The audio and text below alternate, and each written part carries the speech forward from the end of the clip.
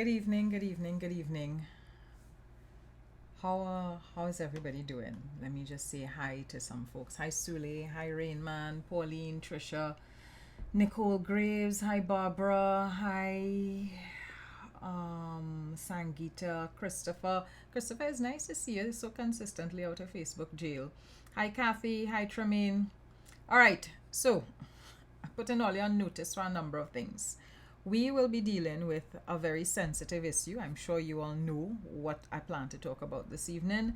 I'm going to be talking about the Paria diving tragedy. So it's going to be more focused on facts than it's going to be focused on facts. And that's because this tragedy is a tragedy that has impacted on the entire country, the entire nation.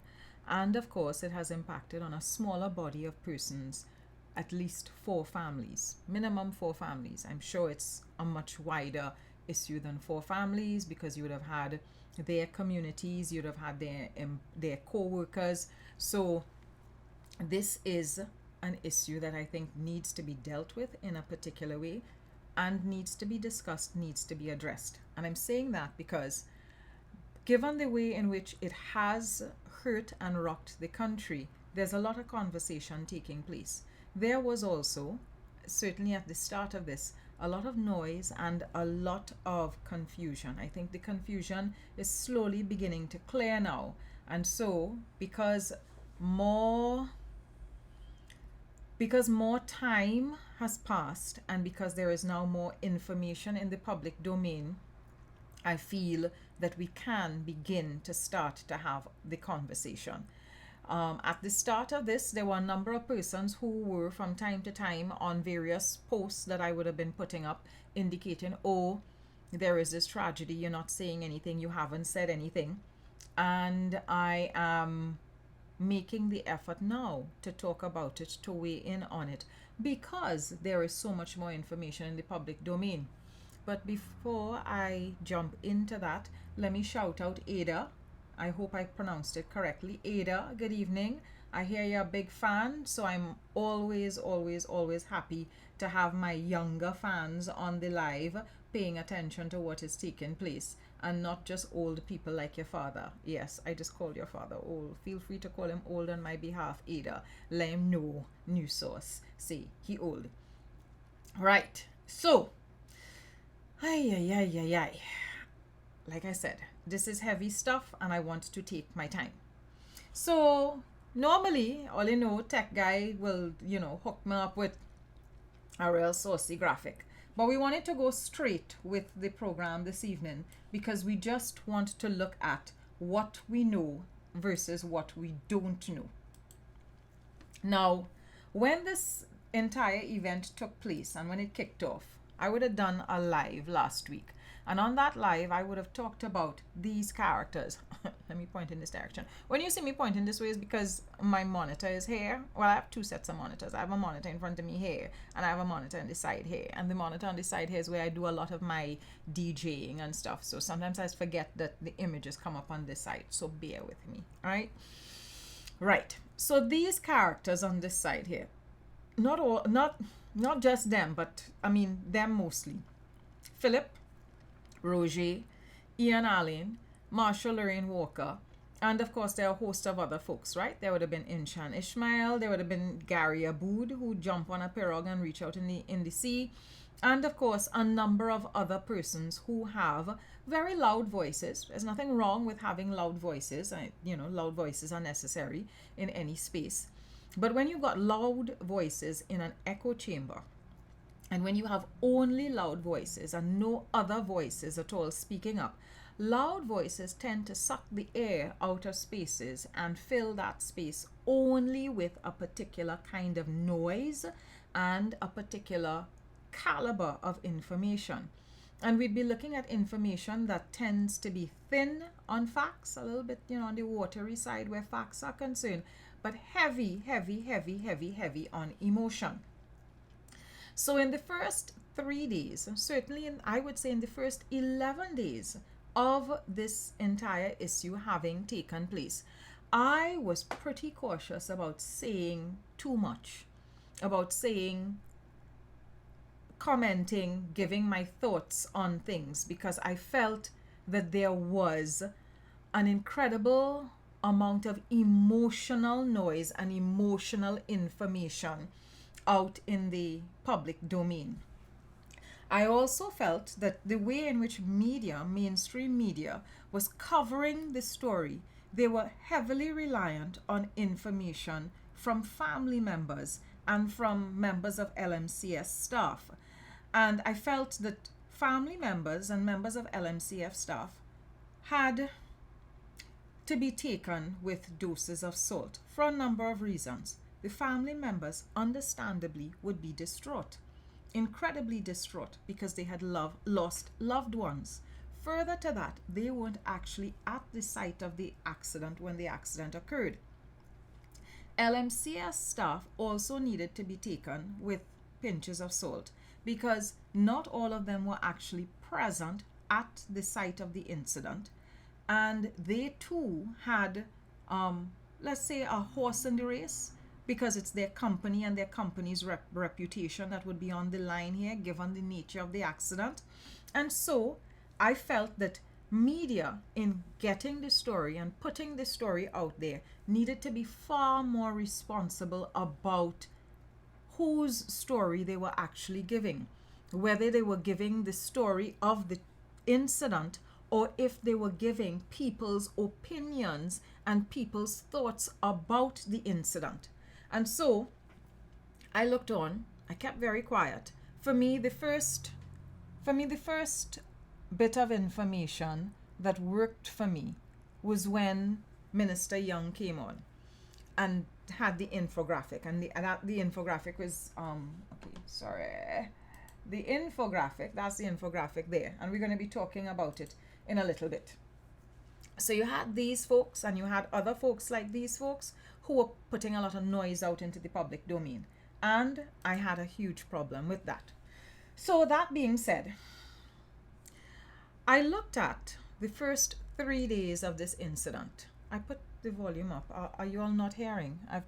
If I put the volume up any louder, I'll be screaming into my ears. So I will pause for 2 seconds and allow you to let me know if you're hearing me fine.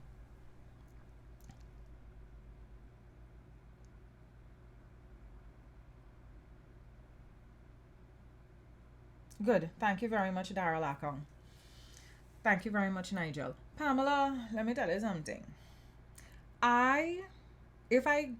If I was to tell you exactly how much of me cares about what CNC3/UNC3 has to say about the work that I do, I would probably end up using foul language on the live, and that's not what I wanted to be doing this evening. So let's get into what I've got to say. UNC3 is free to say whatever it is it needs to say.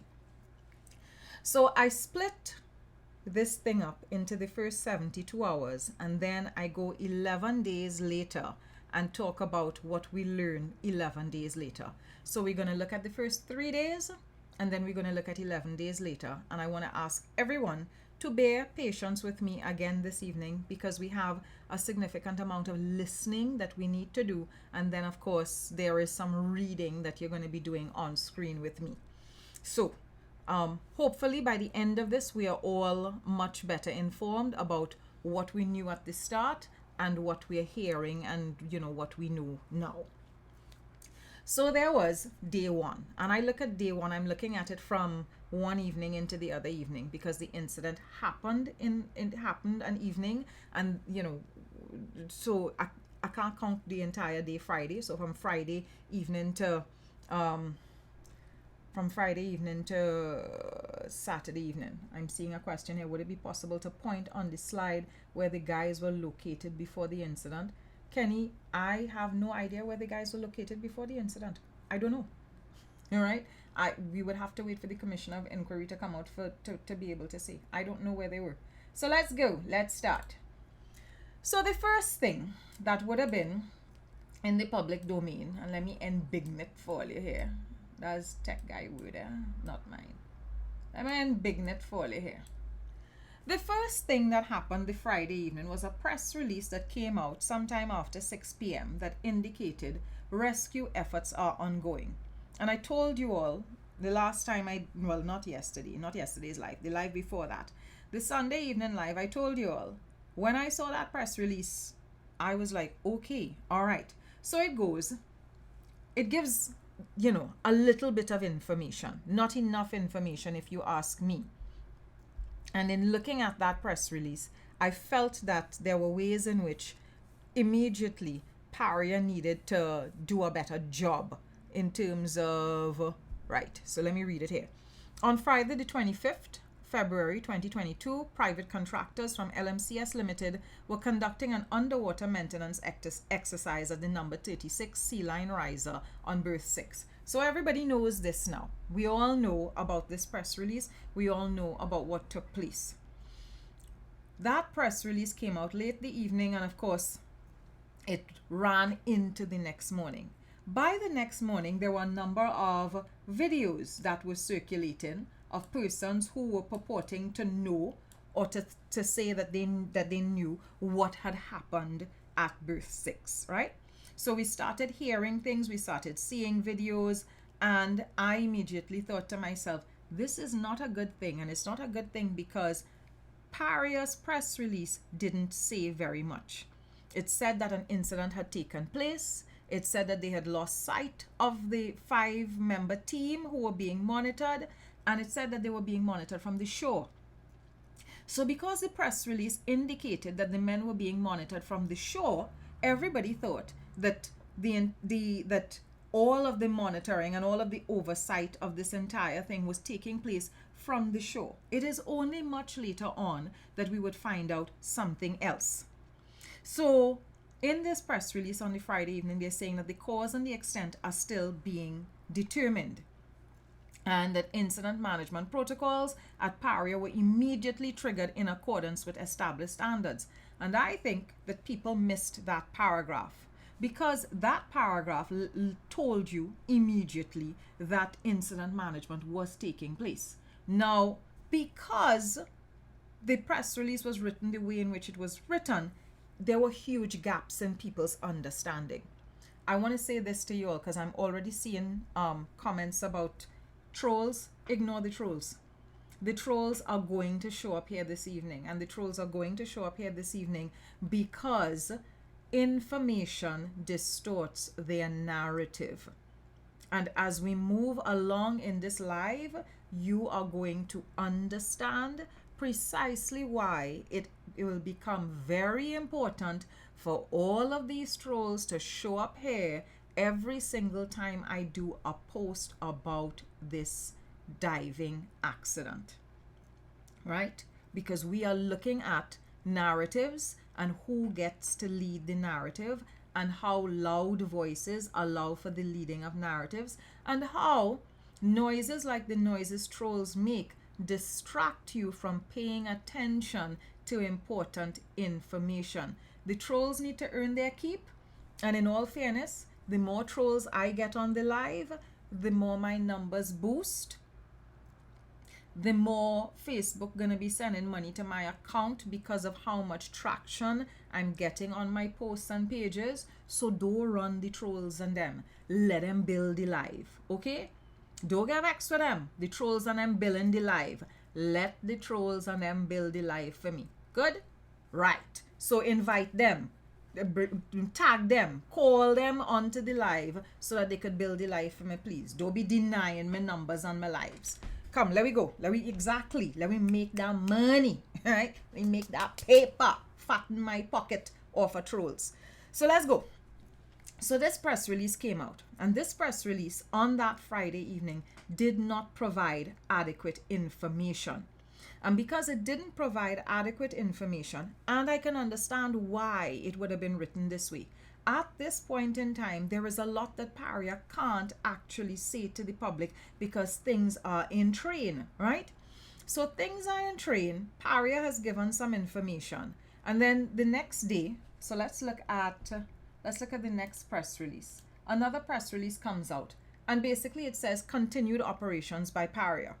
And when you look at the continued operations by Paria press release, it doesn't say too much more. It tells you a little bit about the LMCS company.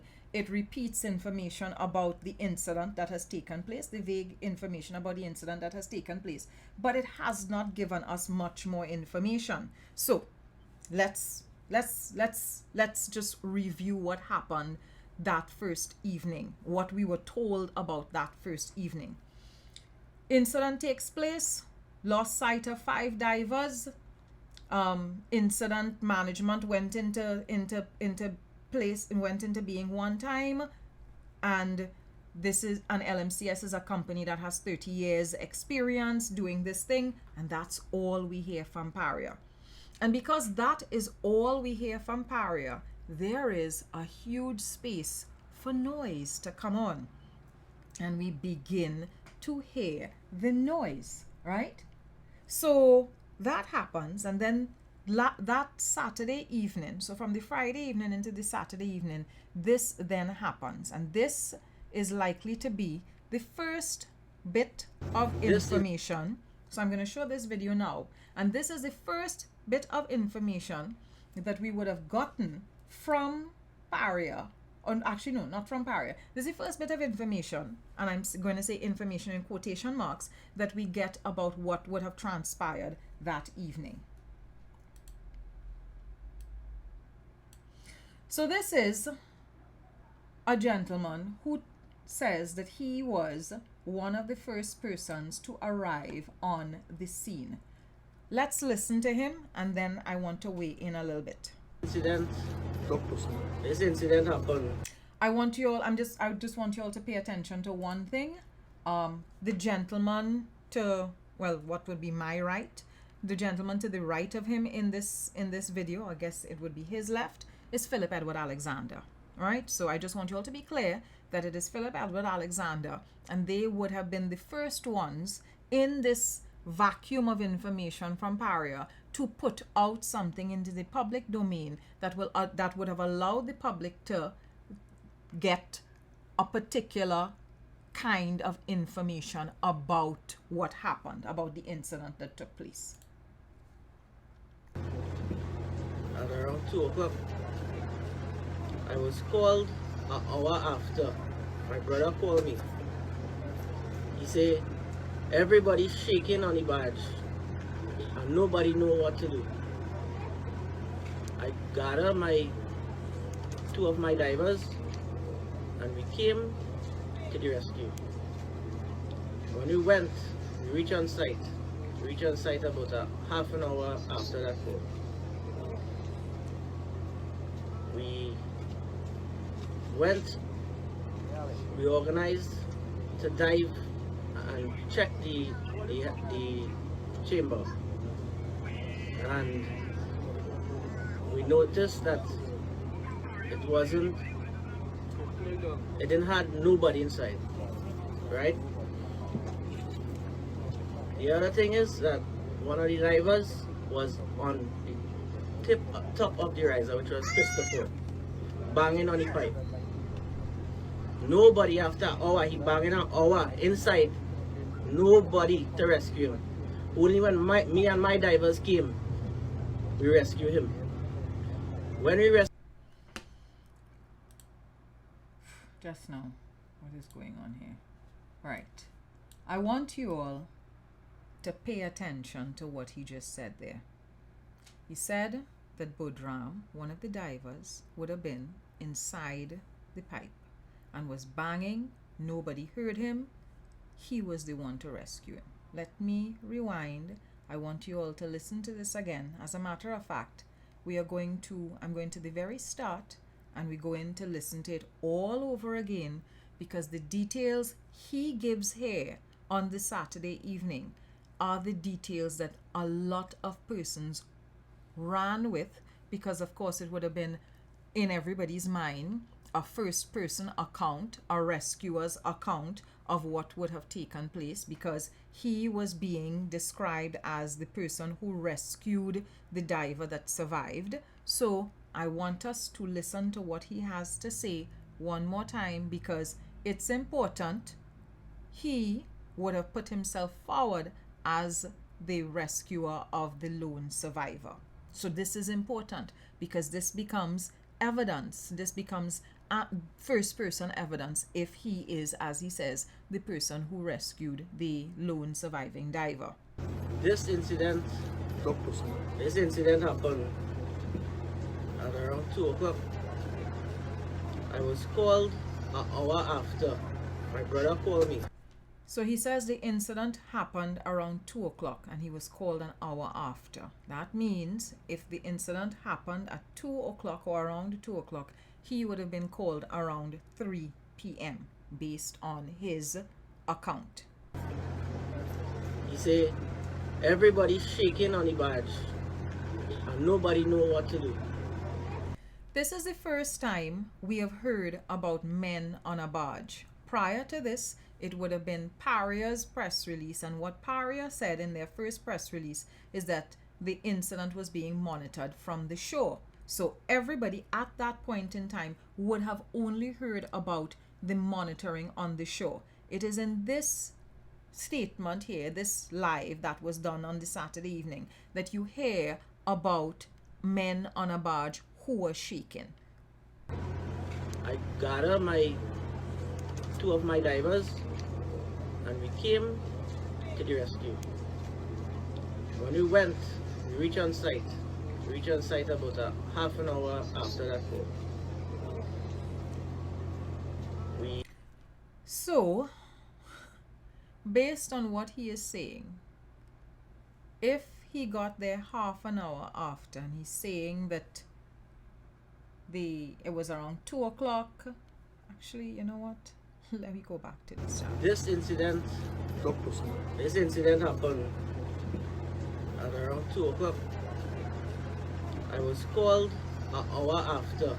My brother. Right. Happens at 2 o'clock. He was called an hour after. He got there half an hour later. So, based on what he has said, based on his timeline, he heard, it happened around 2, he got called around 3, and 3:30 he was there on site. Call me. He said, everybody's shaking on the barge and nobody know what to do. I gathered two of my divers and we came to the rescue. When we went, we reached on site. We reached on site about a half an hour after that call. So 3:30. We went, we organized to dive and check the chamber, and we noticed that it didn't have nobody inside. Right. So in this version of the account, the incident happens at 2. He gets a call at 3. He gets there at 3:30. I want you all to keep the time in all your head, right? So this is about an hour and a half later. He gets to the chamber. He is saying that he went into the chamber, and when he went into the chamber, he noticed nothing. We are eventually going to be looking at the design of the chamber, and because I'm wondering, this chamber is there over the pipeline. You all have gone into the chamber, you see nothing in the chamber. Let's continue. Right? The other thing is that one of the divers was on the top of the riser, which was Christopher, banging on the pipe. Nobody after an hour, he banging an hour inside. Nobody to rescue him. Only when me and my divers came, we rescued him. Right. Incident happens at 2 p.m. He gets the call at 3 p.m. He gets there at 3:30. He looks into the chamber. He doesn't see anybody in the chamber. Then he says that the guy is in the riser. That would be the pipe. And he's banging in the pipe. Nobody saw him. Only he and his fellow and his colleague saw him. And it is he that rescued him. Let's continue. When we rescued him, he told me my father is right behind him. Go down for your father. It took me about 15 minutes to organize my gear to go down on the pipe. I swim down in the pipe about 70 feet down. I did not locate him. I located his dive top. I tried to swim as far as I could. I did not locate him. After we came back up, we told them that we didn't find nobody else. So we had to try a different alternative. When we came back, manager, so-called manager,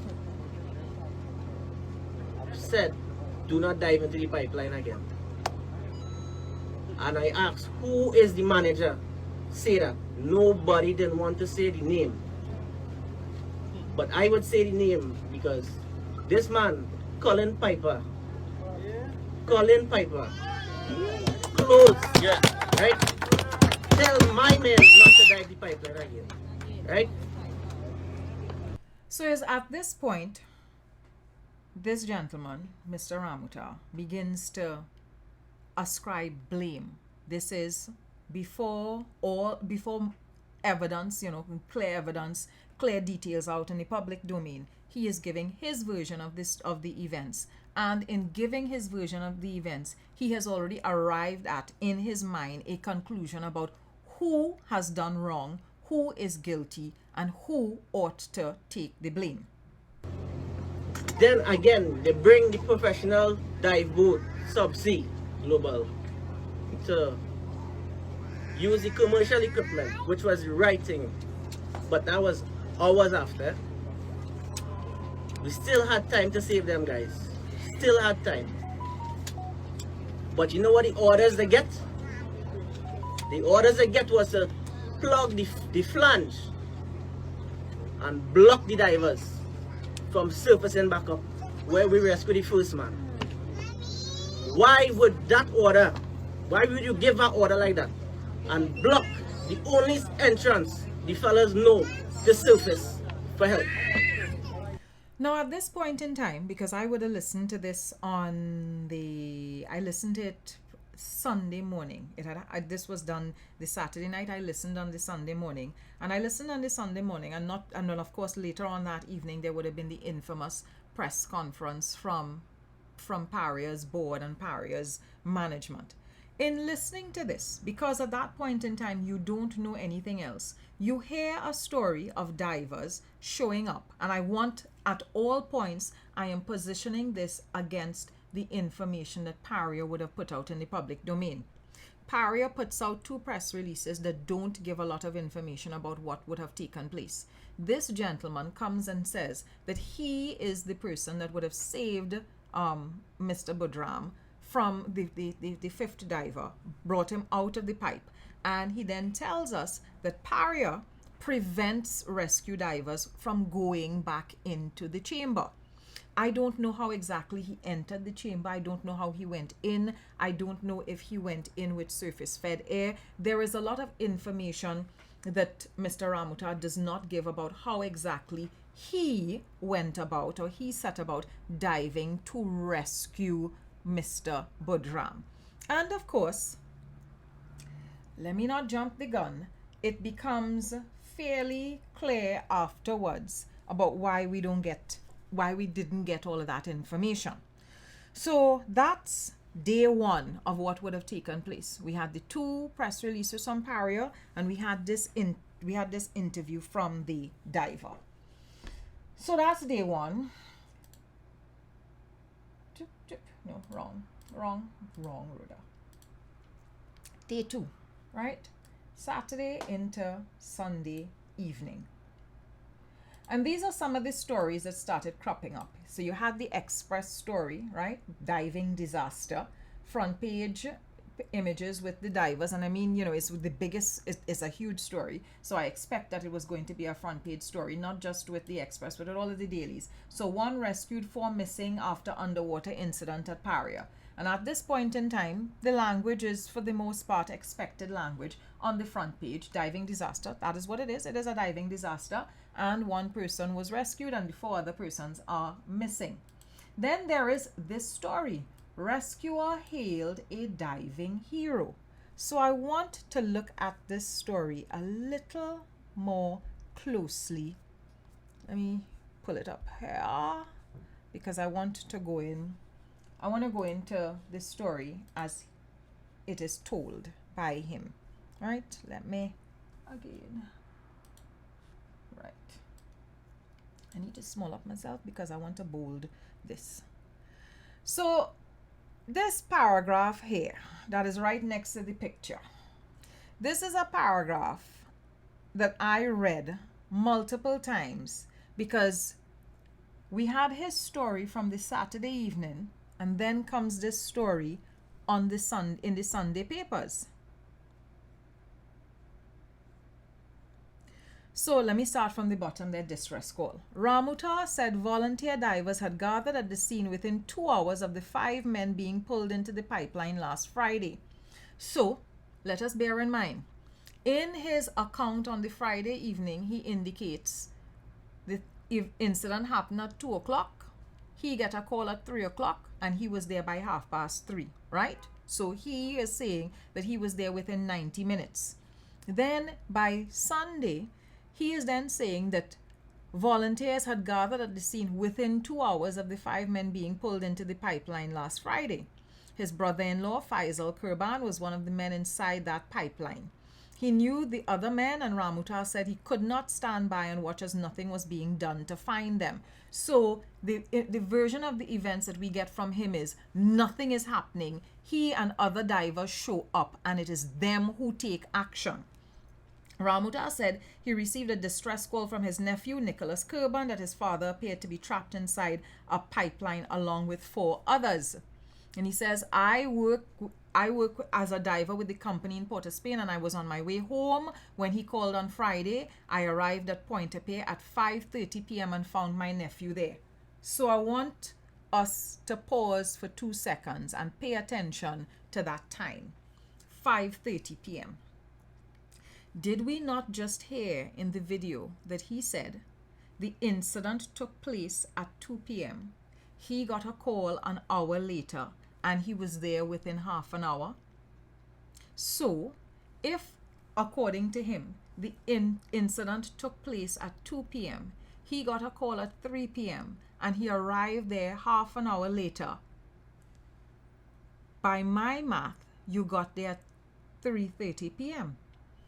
Then, this is Saturday evening, he would have made that statement, right? That he would have done the live on the Saturday evening. Then, in the Sunday papers, you are hearing that he arrived in Pointe-à-Pitre at 5:30 p.m. That's a whole 2 hours after the original time that you gave us when you did your live interview.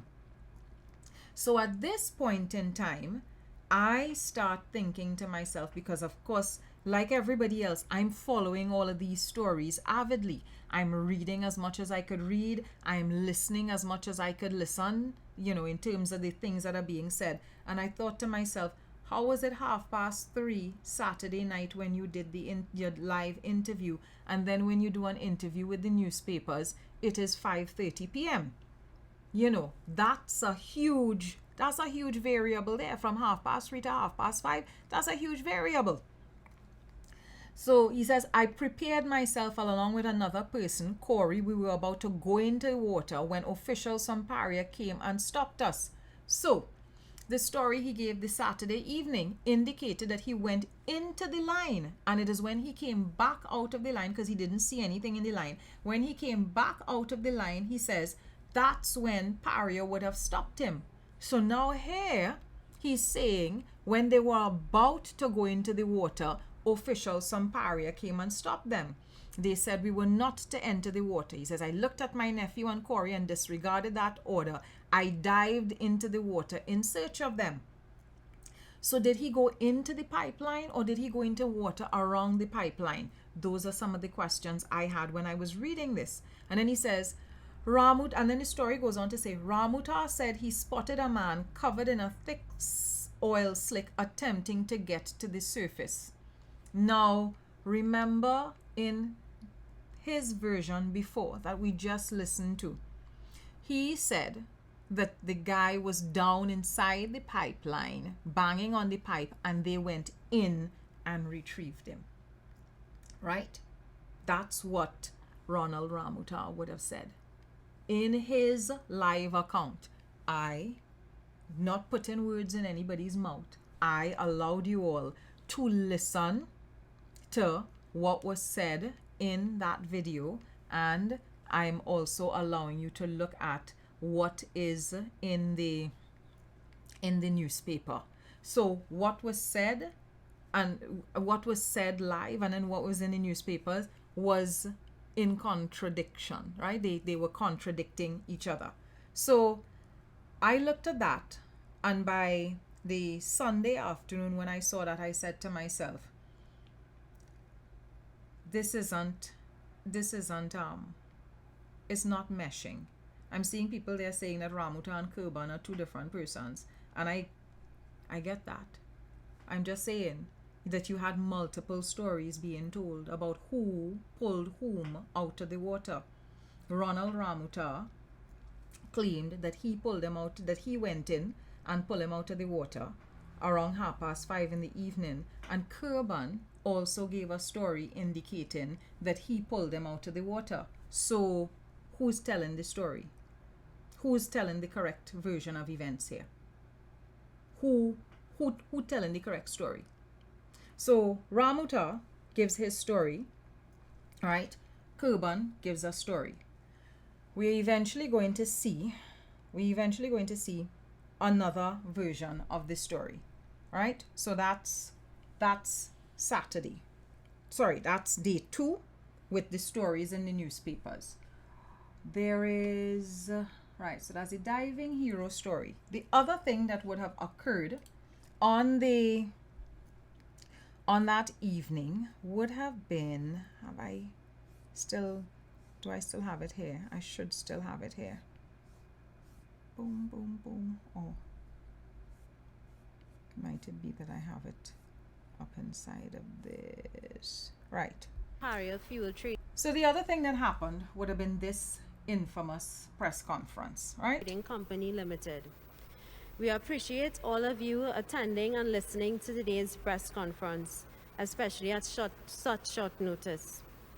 We take this opportunity to express once again our deepest sympathy to the families, co-workers, and friends of the missing divers. We understand and recognize this is a very difficult and emotional time for you and all. Paria's personnel, in collaboration with LMCS and other key stakeholders, have focused on reaching the missing divers day and night since the incident occurred. Today, we are here to provide an update and information on the operations that transpired since and the next steps. We have with us today, from my left, Mr. Mushtaq Mohammed, the General Manager. Right. So this is the next phase in terms of information. By this time, 2 days have passed. Friday has passed, Saturday has passed. We are well into Sunday. It is Sunday evening. So Friday evening into Saturday evening, and then Saturday evening into Sunday evening. So it's like, a 48-hour time period would have gone by there. And the country is still none the wiser, and everybody is holding its breath, and they want to know what is taking place. They want to have a sense of what does Paria know, what is going to be done, and everybody's hearts up in their throat. And their hearts up in their throat, and this press conference happens, and the press conference does not do the job that it is meant to do at all. I want to move along, and let's listen to Newman George a little bit, and then we will listen to Mushtaq Mohammed a little bit. From all the experts, the operation has now moved from rescue to recovery. The experts have also agreed on a joint effort. So this here, let me rewind it a little bit, where he says the operation has moved from rescue to recovery. When the public heard that, because everybody was hoping against hope that there was a possibility we would have been able to find the men, especially since Kurban's story, and I should have played the entire video, but his story, his version, talked about there being air pockets and hearing the men beating and gasping in the pipes. So because the story had that particular version to it and that information, everybody thought and hoped that there was a possibility that we would have been able to find the men and the men would come out alive. Then Paria comes. So after multiple press releases from the Friday evening into the Saturday, into the Sunday, comes this press conference and this announcement in this press conference. And bear in mind, by this point in time, everybody is quite anxious, quite upset. Emotions are running high. People don't know what is going on with their loved ones, and there is this information dropped in this particular way. The experts have also agreed on a joint effort which will see a water displacement. Just now, I need to rewind. Based on advice from all the experts, the operation has now moved from rescue to recovery. That statement, based on advice from experts, the operation has moved from rescue to recovery. That's when everybody got gut punched, right? And by that I mean the viewing public. Now, according to the family, because there is a statement made the following day, family members are claiming that they first heard the news on the press conference. I'm stopping there, and I'm just going to let I'm going to play some more. The experts have also agreed on a joint effort which will see a water displacement process being used to gradually push the bodies along the 400-meter pipeline to where they can successfully be recovered at berth 6. Right. So, one of the things he says there that's very critical is that there was a joint agreement. And there, I'm going to come back to talk about why there being a joint agreement is an important point that he makes. And then, of course, that the other thing he says is that they would have decided, there would have been a group decision to use water displacement to push the bodies along the pipeline so that they come out at berth 6. So they would have been trapped along the 1,200 foot the horizontal pipeline, and the decision had then by that time been taken that they were going to be using water to displace the bodies and push them along and be able to retrieve them from the pipeline. Now, at this point in time, because all the information we had up at this point in time would have been statements from members of the family, the stories in the newspapers, and the handful of press releases at Paria. When you hear this, you're like, huh? So it just went from the men missing to we have to use water to displace the bodies from the pipeline. So that gap in information and the wait for information put you in a position where you were just like, it hit you, and it hit you hard. I'm not gonna lie, I listened to that press conference this Sunday evening and I was mad. I was upset with Paria. I felt like how they were communicating information to everybody, the population, the family as well, because at that point in time, what you're being told is nobody making any contact with the families don't know what is going on. So I'm hearing all of this and I am upset, and I'm thinking, why on earth would they be treating the public and the population in that way? Why on earth would they be treating the families in that way? And given how it came across, how insensitive it appeared to be at that point in time, and I'm couching my words carefully because of course I'm going to be coming with information. Given how it came across at that point in time, I thought to myself, but this company, like, it must have something to hide. You know, they probably do a heaping set of foolishness, and as a result of the heaping set of foolishness they do, that's why they're not forthcoming with information. They're not really telling people what is taking place, and they're moving in this cold, abrupt manner, right? So by the Sunday night when this takes place, I am very angry, and correct, Rosalind, shattered. My stomach was, in knots. So that happens, and that is day 2. Then Day 3, Sunday to Monday. So day 3, Sunday morning, 10 a.m., Minister Young comes with this infographic and, of course, with his empathetic voice. Right? I want to inform the population that we have taken a decision that there will be an independent investigation carried out by the Ministry of Energy and Energy Industries. But we made it very clear that it will not be carried out by the Ministry of Energy's personnel alone. We have gone to both, I personally have spoken to both the executives, the heads of BP and Shell in Trinidad this morning, and I've asked both of them for their assistance and to identify personnel from BP and Shell. What I envisage at this stage is a 5-panel. So at that point in time, Minister Young would have come on. He would have given an explanation, and we're going to go back to that infographic. He would have given an explanation about what took place, and he would have also indicated and assured the nation that there was going to be an investigation. And of course, investigations are things that happen here all the time, and invariably, it's not like a lot does actually happen. You get a lot of information, so there'll be a lot of joint select committees in unveiling information, other groups doing reports and stuff. The information comes out, but what we tend to lack is follow through and enforcement, right? There is always a lot of problems where that is concerned. But the first time the public began to seem to understand what was taking place is when this image was put up by Minister Young. And I want to reiterate what is said at the bottom of the image. It's not drawn to scale, right?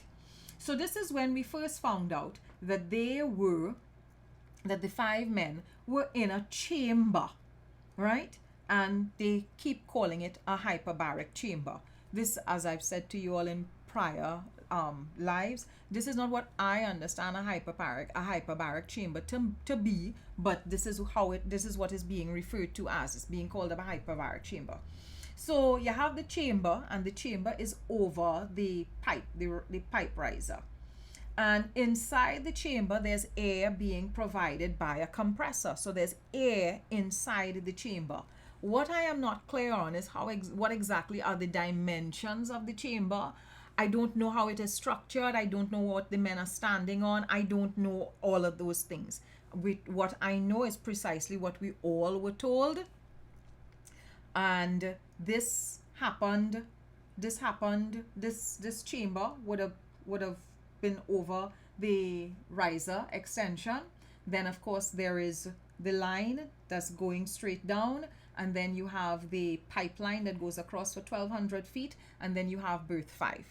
And it is the first time that we are made aware of the structure, the two berths, the 1,200-foot pipeline between them. And it's the first time that we're in a position to understand that the men would have been in a chamber, that they either were sucked in or fell into the pipeline, and likely to be their bodies were somewhere along the 1,200-foot pipeline. I was grateful for the image. I was grateful for the information. I was grateful for the patience he took to explain something that was definitely outside of his area of expertise.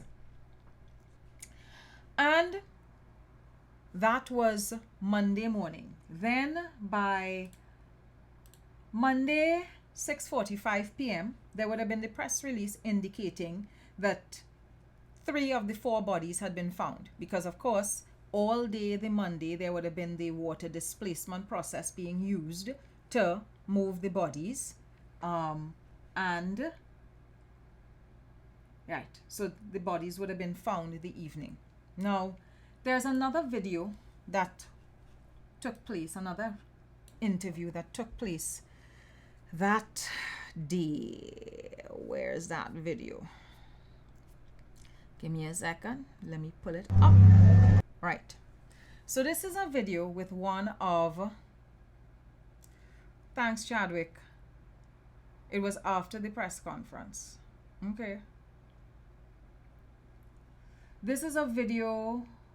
This is a video that took place the day after Paria's press conference, and this is with one of the widows. And I felt it was important to play this video because in it she's talking about how she was treated by Paria and how she felt, right? Morning, ma'am. So, as you know, Paria had a press conference last night stating that the 4 underwater welders may have perished in the sea or may have drowned. I know you are one of the wives of what is it Mr. Nagasa? Right. Tell us, how do you feel about that this morning, and what are your thoughts this morning? I'm in pain right now. I'm hurting together with the rest of the family equally, because we are going through the same pain. Paria had never spoken with us concerning whatever they had said on the press. I saw that video the morning after the Paria press conference, or the day after the Paria press conference, and I felt so hurt for the widow of Mr. Nagasa, because Mr. Nagasa would have been the 4th diver. His body would have been recovered after everybody else's body. So I listened to that and I felt, oh my goodness, this woman is in the midst of all of this pain. You're seeing her sitting there and you're asking questions, and she can't even bear to look at the camera, and you're hearing all of the hurt in her voice, and she's saying that, Paria treated them badly, they didn't hear anything from them, and everybody would have seen the family sitting under the shed for, the better part of 2 or 3 days. So Saturday, Sunday, up to Monday, they would have been there under the shed. And we're seeing all of these visuals, and you're there thinking, but why the company treating them like that? Why do they have the family out in the out in the elements, hot sun, rain, if they need to use facilities, if they need the bathrooms, that sort of thing? What exactly is taking place? So I just want to listen to her interview just a little bit more, and then we're going to move on. Nothing like that ever happened. All I wanted to let them know is that they had asked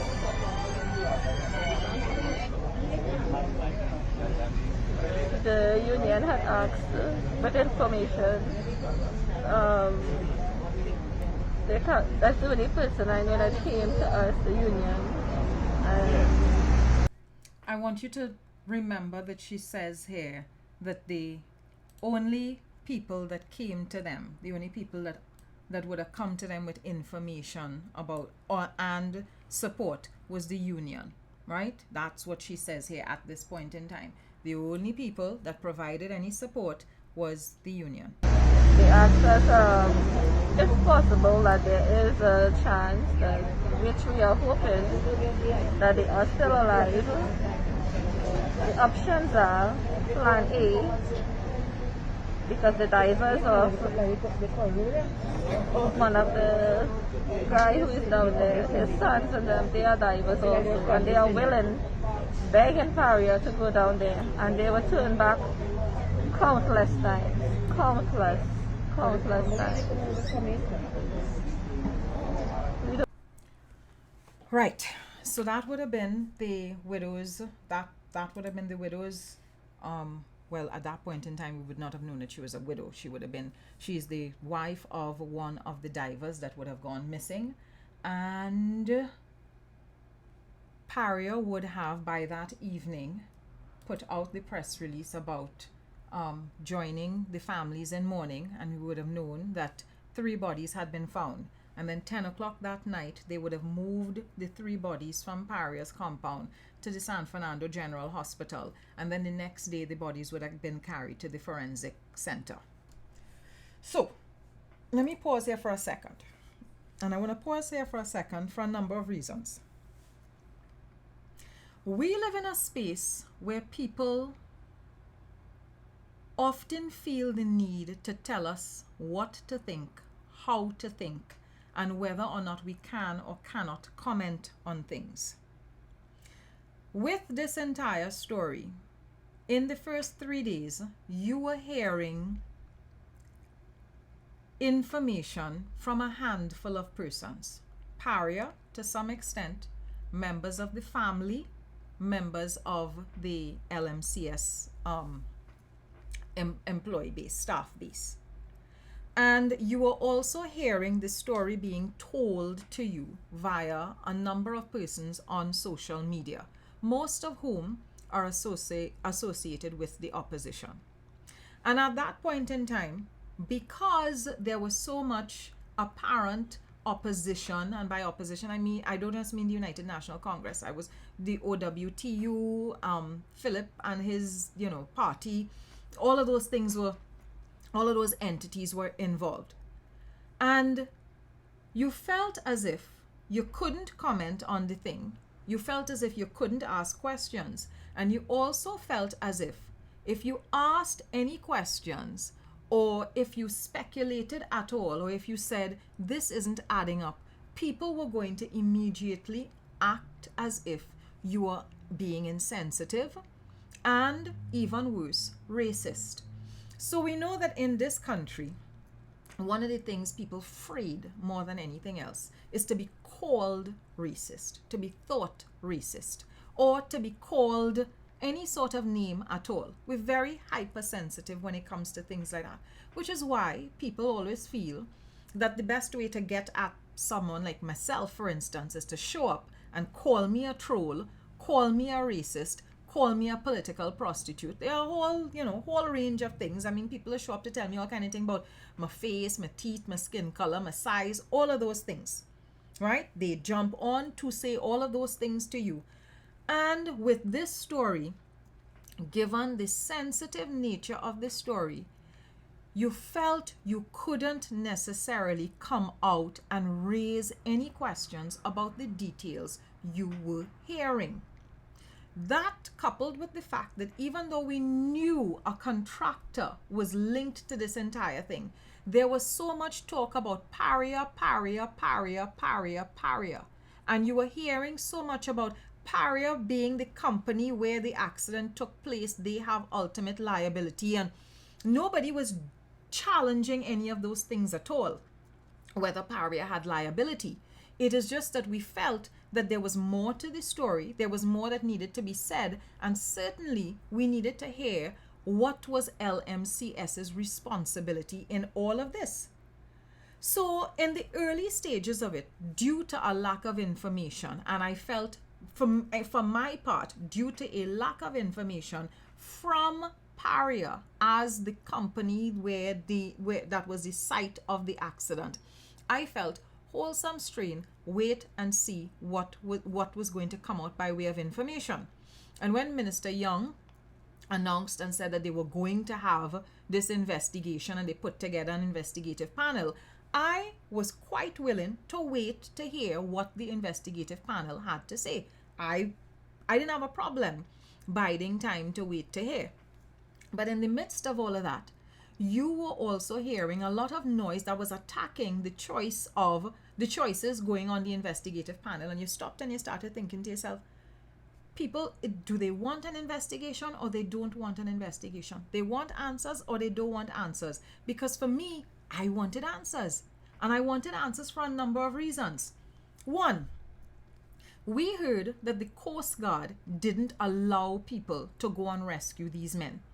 Nobody wanted these men to die.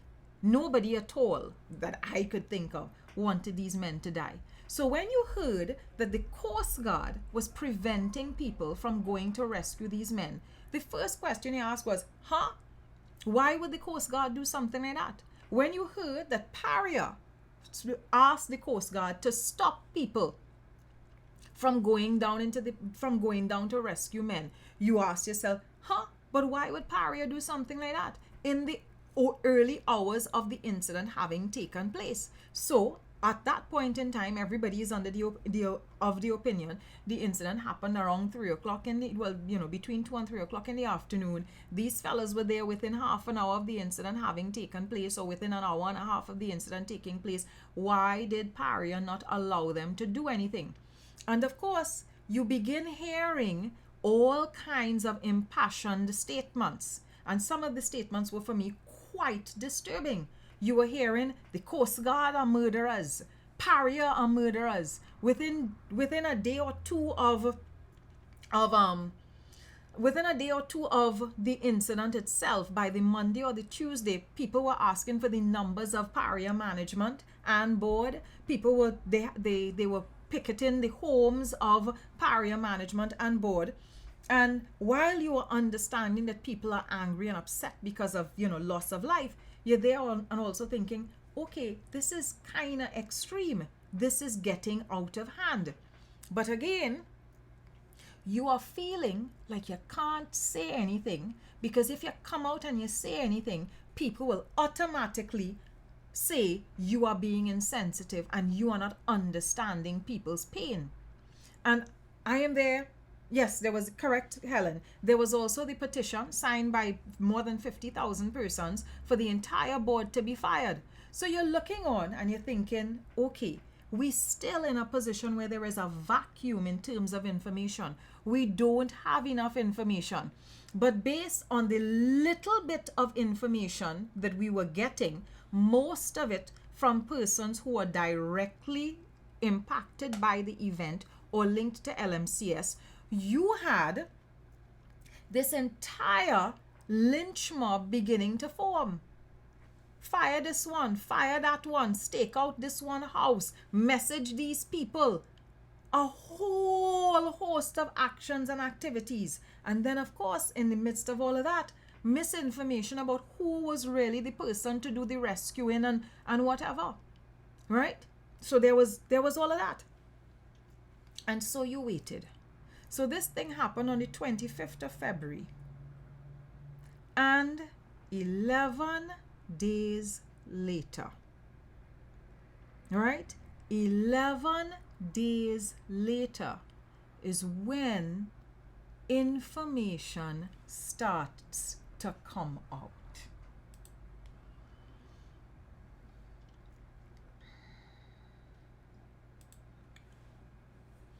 And what starts to come out 11 days later? Or what prompts information to come out 11 days later? Remember, one of the first bits of misinformation that happened in that 11-day cycle was talk about the bodies being, the fourth body being in parts. The Guardian, CNC3 to be specific, put out a story early, either the Tuesday or the Wednesday morning, to say that the fourth diver's body was recovered in parts. Paria had to immediately put out a press release indicating the body had not even been found yet. So CNC3 ran with an erroneous headline saying that the body was discovered in parts based on something the OWTU said to them. Then later on in that week, well, of course, Paria would have eventually located the fourth body, and they brought the fourth body out, and the body was intact, entirely intact, and according to statements from the family, less decomposed than the three bodies that were found before. Right? So there was that. And so again, yet another piece of misinformation put out, leading the narrative in a particular way. And then when the truth comes out, the truth isn't amplified in the same way that the rumor would have spread and made the rounds. And so you had the union, allegedly, based on the CNC3 story that I saw, the union was the source of that misinformation. And you're there thinking to yourself, if the union tells you this, tells a journalist this, ought not the journalist to make contact with Paria, since Paria is the one doing the recovery exercise, to confirm whether or not the body was located in that condition? That doesn't happen. Press release gets sent out, and Guardian just replaces the story. They don't print a retraction, they don't apologize, nothing. They just replace the story about the fourth diver being recovered in parts with diver not yet found. That was that. Then later on in that week, Prakash Ramadar would have come out and said that, he is looking to take Paria to court. And he said civil charges, criminal charges. But the thing that got information to finally come out into the public domain was, in my opinion, this particular misstep that would have taken place by Gerald Ramdeen. Gerald Ramdeen, apparently, I'm told that the press release was issued, and it was issued via Gerald Ramdeen on behalf of LMCS, and that he was functioning as their attorney. So this press release from LMCS comes out, and it says, on Friday the 25th of February 2022, tragedy struck, right? And they go on to give those details. They name the divers, and they say a fifth employee survived but suffered severe injuries. LMCS has been concentrating its efforts on comforting the families who lost their loved ones and providing support to them during this period of unimaginable grief. I want you all to pay attention to that. I'm going to reread that. LMCS has been concentrating its efforts on comforting the families who lost their loved ones and providing support to them during this period of unimaginable grief. The impact of this incident on our staff has been devastating. LMCS has made available to all members of the deceased, as well as Mr. Budram, professional services to address their state of mind and the anguish that has been visited upon them as a result of this incident. These services have also been available to all of our employees. LMCS has undertaken to cover the burial costs, and they named the 3 persons that they are going to cover the burial costs for. And I wondered how come they weren't covering the burial cost for the 4th person, but I guess the family would have handled that. Those who were responsible for this tragedy that led to the death of our employees and the serious injuries to Mr. Budram must be held accountable for their actions or lack thereof. And for me, this is where things started to get out of hand in this press release, because the press release doesn't offer the public information about what happened in the hyperbaric chamber, nor does it offer the public information about what exactly was the nature of the job that LMCS was doing, nor does it explain to persons what responsibility or culpability LMCS would have had conducting the job. I am not talking about the incident itself. I am talking about doing the job. You have a repair job that is taking place. Were you also responsible for having rescue divers on hand? If not, is it that Paria was responsible for having a rescue team on hand? Those things were not placed in their press release at all. The press release goes on to basically blame Paria, throw Paria under the bus, right? Because let me move to the next page of the press release. From the time that LMCS was made aware of the loss of contact with our divers on the 25th of February, our singular aim was the rescue of our employees. We not only had the manpower and personnel to carry out their rescue, but we provided Paria with the methodology to execute the rescue. Now, what's important for you to understand here is the way that paragraph is written, you get the impression that Paria is who found out about the loss of divers first, and then Paria made contact with LMCS, and LMCS offered to do things and Paria denied them, right? That's how that press release was written. So you read that press release and you're thinking to yourself, "Way boy, Paria real do nonsense here," because for an entire week, more than a week actually, for 10 to 11 days, we are all wondering, where is the contracting company? When are they going to speak? When are they going to make a statement? Because by this time, Paria has offered and Paria has done a number of press releases, keeping us abreast of what's going on with the recovery and the recovery effort. And the information is coming in And we're also hearing from members of the family via the media, because there are a lot of media stories giving the family's perspective on things, but we haven't yet heard from LMCS. And this is the first thing that we hear from LMCS. This is their press release, and the press release pretty much blames Paria and blames the Coast Guard for not having done what they needed to do to rescue the men, right? And then comes Paria's press release. Please don't tell me I didn't put the press release here. Just now, give me 2 seconds. Let me find it. Right? Because I need to read this press release out for you. I know I saved it somewhere, but you know, things just happen sometimes. And I kill me dead, I would have had it. Kill me dead, I had it just now. I have it here. Paria welcomes Commissioner of Inquiry. Not that one. Right. Let me, just give me 2 seconds. Let me screenshot this and put it over for you so that we can all follow along, because I thought I had sent this to my inbox to pull it up. Right. Good.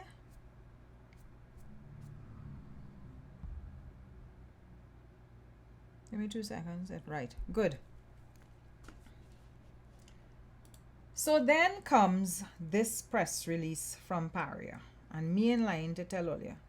This press release was a thing of beauty, because when I started reading this press release was the first thing since the diagram from Minister Young that helped me to understand a range of things.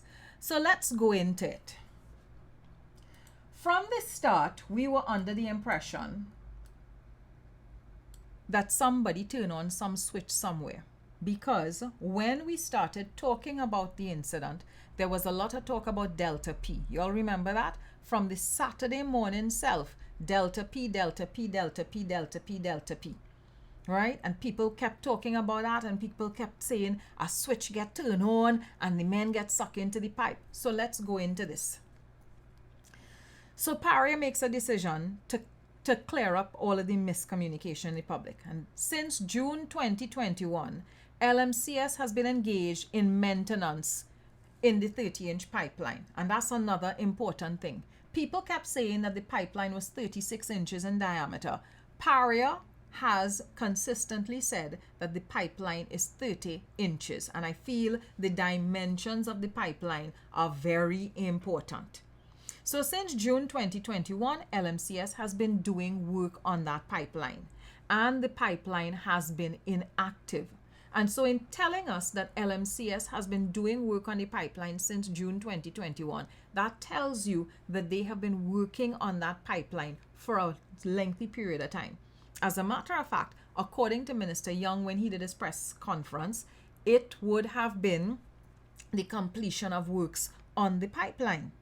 So this is where we start getting a little bit more details about the incident, So Friday's incident occurred around 2:45 p.m. So we know now it was close to 3 p.m. that it took place. 5 divers were working in LMCS's hyperbaric chamber. So we know as well that the chamber does not belong to Paria, it belongs to the contractor, right? LMCS's hyperbaric chamber that's where they were working. And they were being monitored by LMCS employee. Up until this point in time, we are under the impression that this job is being done by LMCS employees, but they were being monitored by Paria on shore. That's how the story would have been coming over to us. Now we are hearing, right, that they were in a hyperbaric chamber that belongs to LMCS, and on a nearby barge, there were LMCS employees who were monitoring what was taking place. So they were looking on. A splash was observed within the chamber. So, because I don't know the dimensions of this chamber, I don't know the size of it, I don't know how high up out of the water. It was, I don't know those things. The rest of us, we don't know those things. So they are on this barge and they see a splash come up, and the same time they see a splash, concurrently, video from inside the chamber ceases. So the same time they see the splash, the same time the video feed cease. So we no longer know what is going on inside the chamber. Upon being notified of the incident by LMCS, Paria activated its incident management team. What this press release does not make clear is how much time passed between LMCS seeing the splash and being aware that there was an incident and Paria being notified. So we know that LMCS was responsible for having oversight of what was taking place in the chamber. They had a team out there. The team out on the barge is who would have seen the incident take place. And they then, at some point in time, informed Paria. We don't know. We don't know when. We don't know how much time passed. The press release doesn't say it. I can only assume that Paria has that information but did not put the information out into the public domain. But we are now aware that the fellas are working in a chamber. LMCS people was supervising what was taking place out there on a barge. They saw what took place, and at some point in time afterwards, they informed Paria. And as soon as Paria was informed, they activated their incident management team. And the incident management team is a pretty sizable incident management team. The Coast Guard, Fire Service, OSH, SWRHA, Dive Support Operator, some Mitchell's Professional Diving Services Company Limited, and Offshore Technology Solutions Limited. There was also further assistance from Eastern Divers Company Limited, and there were external services were also provided. The Commercial Dive Operations Supervisor from Heritage was there, and so that is the list of persons. Paria was also informed by the owner of LMCS that his company would notify the family of its 5 employees. And I'm going to get back to this issue of LMCS and the families and keeping the families informed as a separate thing I want to look at. But for now, I want to talk about what happened on the evening. So, remember, the story we got before is that the incident happened at 2 o'clock. An hour later, you get a call at 3 o'clock. Half an hour later, you reach there on site and you dive in and you pull out, and who you pull out, whatever it, right? That's the time frame that we got from before. The time frame you're getting here now is 2:45, right? Around 2:45, 3 o'clock, an incident occurred. LMCS was on a barge paying attention. They then informed Paria that something took place. Paria then activated its incident management team. And the incident management team, made up of all of these entities, came afterwards. Why am I repeating this? Because I want you all to grasp something here. LMCS would have been the first persons on site for this thing, right? LMCS would have been the first set of people on site. That all of the information is there to indicate that. Their team was down in the hyperbaric chamber doing repair work. They were on a barge having oversight. After they saw what took place, then they informed Paria. But what that tells me is emergency rescue, right? Any rescue for any incident taking place would have, in the first instant, been LMCS's responsibility. If they have a team on the barge looking on, and I don't know if you all remember, Minister Young, in his press conference, would have also indicated that Mr. Budram, the person who survived the terrible tragedy, he was a rescue diver. So it means that within the hyperbaric chamber, there was somebody to do rescue work. And then out on the barge, there was somebody as well. There were other people paying attention, observing, and there to do rescue work. So it stands to reason that that there were two set of responders should in case an emergency take place. So how can LMCS now then say that they were prevented from attempting to save the divers? Who would have, because they would have been there to respond first. And according to this press release, the various service providers arrived at various times on Friday evening to assist with the rescue effort. It is right there in this third to last paragraph on that page that is listing all of the entities that showed up. So what this tells me, if LMCS had a rescue team there, it means that some risk assessment would have taken place before they were given the contract for the job, because they would have assured the company, assured the main company, Paria, that they would have rescue divers on site. So if you have rescue divers on site on a barge and you also have a rescue diver in the chamber, it can't be a situation where Paria prevented you from implementing your attempt to rescue. And for the first 3 days of this incident, what we were told repeatedly was that Paria prevented the rescue team from going to rescue men. Right? I am not saying anything that isn't in black and white on paper here in front of you all. So as part of its emergency response plan, and this is the final paragraph on that page, LMCS launched a search and rescue operation. I want you all to listen to that carefully. As part of its emergency response plan, LMCS launched a search and rescue operation.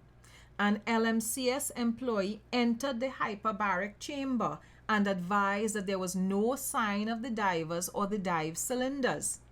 Paria's marine security supported the search with vessels focused on the water surrounding both the LMCS hyperbaric chamber and the pipeline. So Paria was out there as well, providing support, but in the waters around, in the open waters, not the waters down inside of the pipeline. Why? Because only people who are trained in commercial diving ought to be allowed down inside the pipeline, right? So it is not a situation where you can say that LMCS was not allowed to execute its emergency response plan. It is there. It is being said that they executed their emergency response plan. So let's look at another paragraph in this press release. And this is where time becomes important. And time here becomes important because, of course, we're looking at lives and people underwater and whether or not they can be retrieved. And, of course, whether or not we should be sending further personnel after them to retrieve them. Approximately 3 hours after the start of the rescue operation, it was reported that a sound was heard from inside the pipeline. So let's go back to the time frame. 2:45 p.m. Right? They said would have been the time around which the incident occurred. And then none of us are entirely sure when exactly the rescue operation started because we have not been given times. So we know it's around 2:45 p.m. the incident occurred. We know that sometime thereafter, Paria would have been informed that an incident took place, and they implemented their rescue plan, their incident plan, and then 3 hours after the start of the rescue operation. I want all you to let those words sink in, because we have been hearing over and over and over and over and over again that Paria did not allow for a rescue operation. Yet here you are hearing that 3 hours after the start of the rescue operation, that is when they would have heard a sound inside the pipeline, and Mr. Budram was found in scuba gear coming up at the surface of the pipeline within the hyperbaric chamber. Right? And so I need you all to digest these things. 3 hours into a rescue operation. Not 3 hours since the incident take place, 3 hours after the start of the rescue operation. So if the incident happened at 2:45 p.m. and sometime thereafter, Paria would have been alerted. We don't know if it was immediately or if it was 10 minutes after, 15 minutes after, whatever it is. But whatever time after, Paria would have been informed. LMCS would have been executing their rescue operation, and 3 hours after the start of that rescue operation, they heard a sound and they saw Mr. Budram surfacing at the top of the pipeline within the hyperbaric chamber. And he was pulled out, he was stabilized, and he was pulled out by Michael Kurban. He was not pulled out by Ronnie Ramuta. And after this press release came out, the Express never do a follow-up story with Ronnie Ramuta. I mean, you had stories hailing the man as a hero. Carolyn Kissoon and Richard Charan did a story where they were hailing Ronnie Ramuta as a hero. You would think that a responsible media house would have then made contact with Ronnie Ramuta to ask him, well, okay, according to Paria, the person who did the saving was Michael Kurban. So what exactly going on here? So there was never the other side to the story being given at all. So here you have a breakdown of what took place on the evening. So Paria's incident management team was informed of Mr. Budram's rescue at 5:45 p.m. So now we know somewhere around 2:45 was when the incident took place. And at around 5:45, that was when Mr. Budram was found. Right? So based on the timeline they have given here, roughly 3 hours after the incident took place, that's when Mr. Budram came up out of the pipe. Paria was advised that Mr. Kurban entered the pipeline on more than one occasion in an attempt to locate other divers and was only able to retrieve some diving equipment. No further divers were found.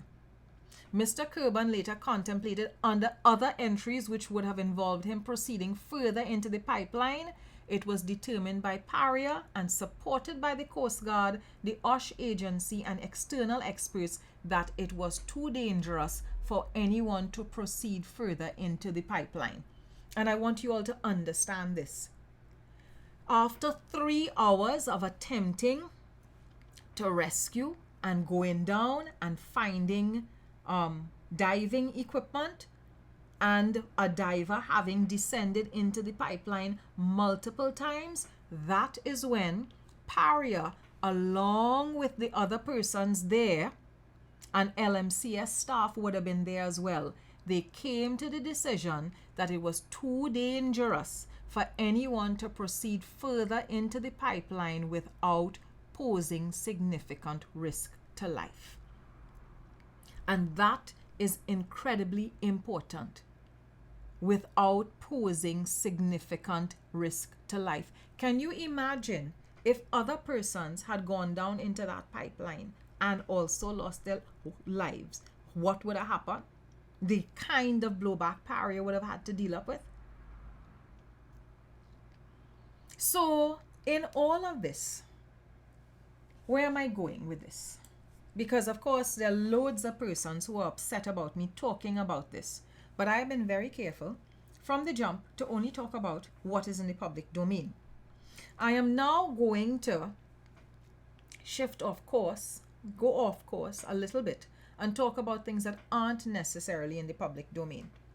And I want to talk about this rumor that Paria did not interact and interface with the families of the divers. So from the get-go, I was very upset about seeing members of the family sitting under shed and that kind of thing, right? And I thought to myself, but how we could be doing things like that to people, boy. They just lost their loved ones. They don't know what is going on with their loved ones. And we have people sitting down outside in shed. Eventually, here is what I was told. There is, in one of the press releases from Paria, a statement indicating that support was being provided by a company called PEASPL. This is a company that does employee assistance stuff, and they do counseling and grief counseling and all of those things. Their press release, Paria's press release, indicated that these services were being provided to the family.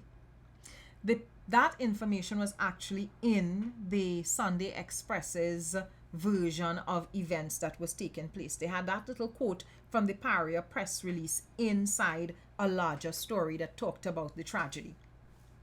So let me go into what I was told actually took place from the Friday evening all the way to the Monday night when the bodies were moved. So listen in, because I'm not using support documents for things here. I was shown letters to prove things, right? But I'm not going to be putting those letters out into the public domain because I asked for evidence of what was being said. So here's how it went down. From the evening of the incident, right? From the time the incident took place in the evening, the company that provides counseling and employee assistance support, they were brought on board by Paria. By the Saturday morning, that company was responsible for coordinating the meeting that took place between members of the family and Paria's management. So members of the family were outside under that shed area there in front of the Paria compound, and they were taken into the Pointe-à-Pierre Sports Club.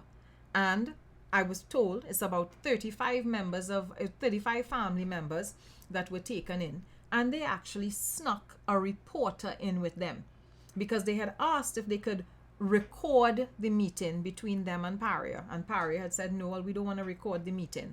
And they didn't record the meeting, but they went in and they snuck in a reporter with them as part of the group of families. So it was about 35 persons in the room, along with Minister Young, I think the general manager, and a third person. The person is somebody in a lead technical capacity at Paria. And a meeting was held. And in that meeting, at that point in time, the family members had not decided on having a spokesperson. And because it was so many persons, over 30 persons in the room, what Paria officials said to the families was, there are 4 families here that are directly impacted by the tragedy. What we would like for you all to do is give us representatives for us to make contact with.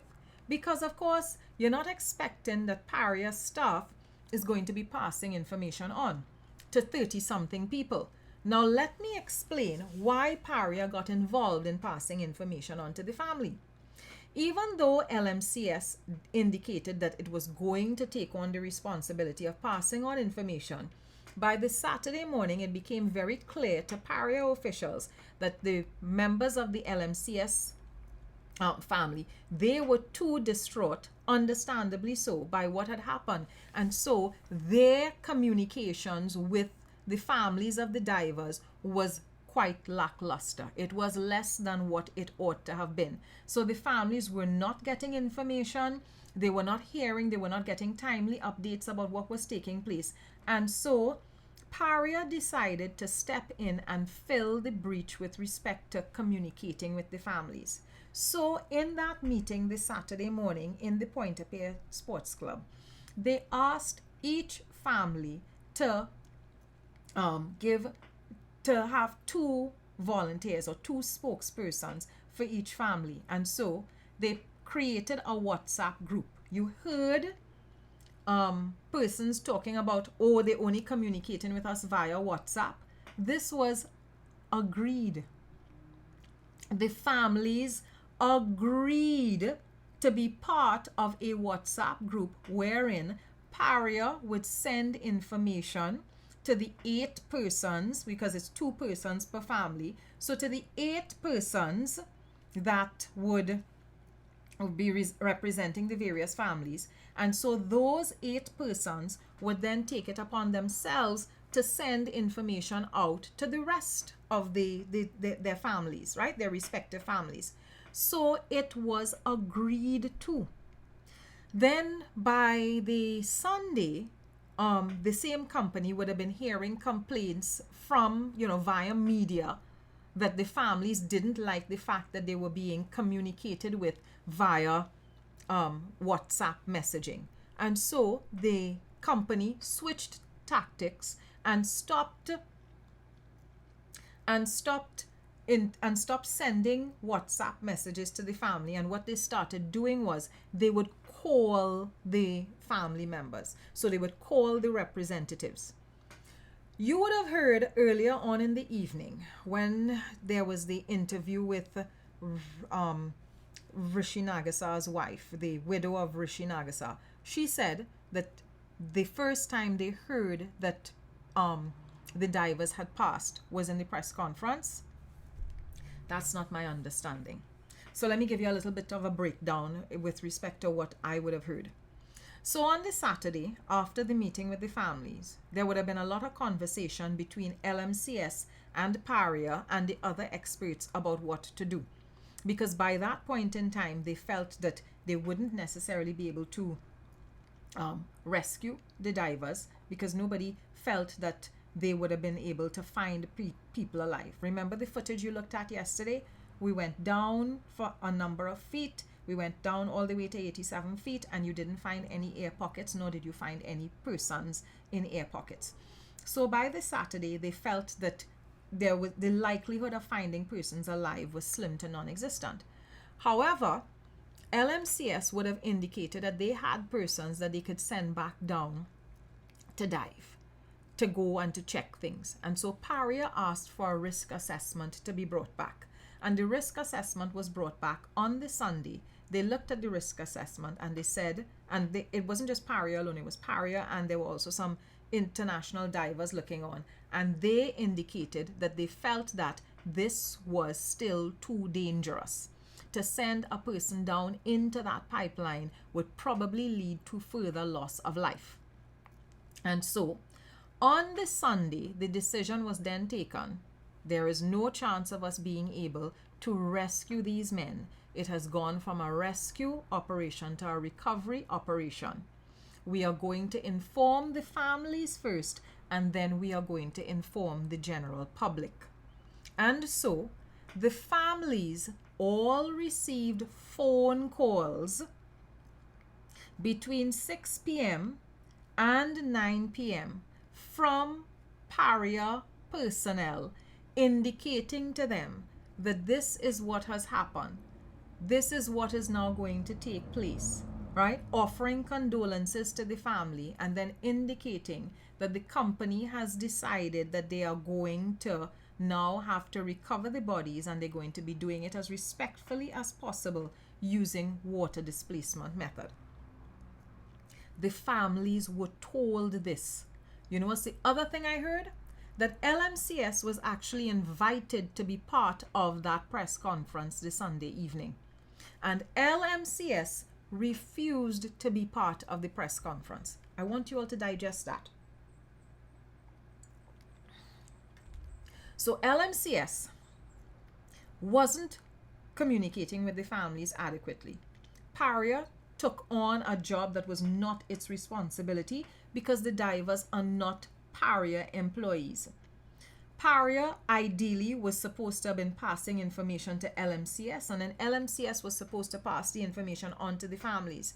Paria took on that responsibility because the LMCS persons would also have been dealing with a fair amount of grief.